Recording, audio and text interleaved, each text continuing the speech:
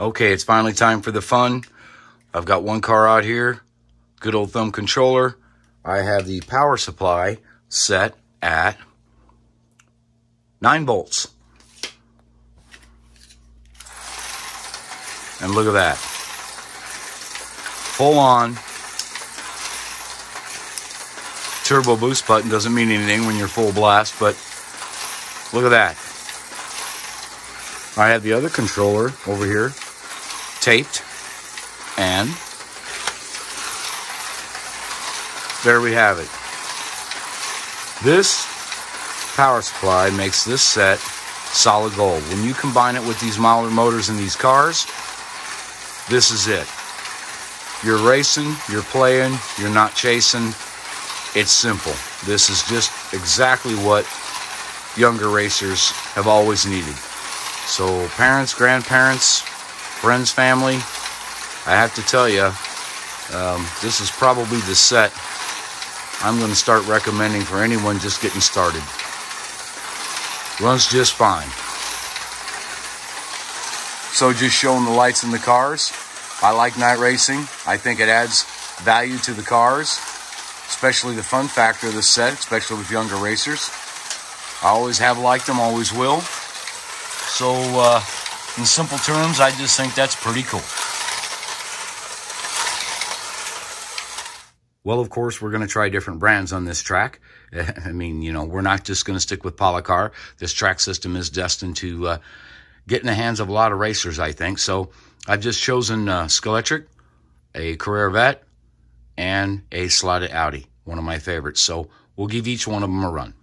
We'll just start with the Skeletric Mercedes. Power supply is at 9 volts. You can't hold it flat out. Runs just fine. The important thing is it negotiates the track. Not a bad running car. Pretty smooth out here.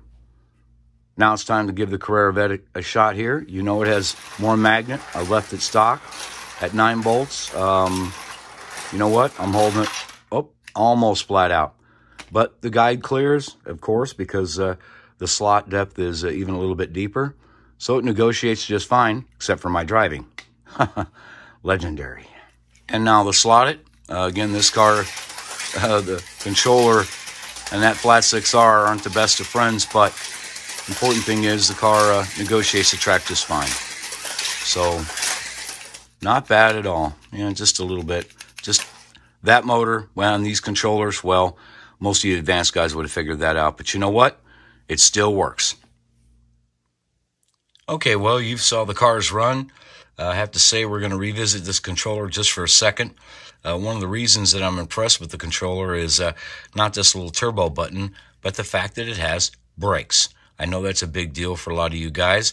I showed you the stereo jack connections that go in here. I've ordered an aftermarket controller, but honestly, the way it reacted with these cars, Skeletric, the Carrera cars, you know, it's just a set controller. It worked great. Not so much on the slotted, but, you know, we got to give it a little leeway here. This is just a simple set controller.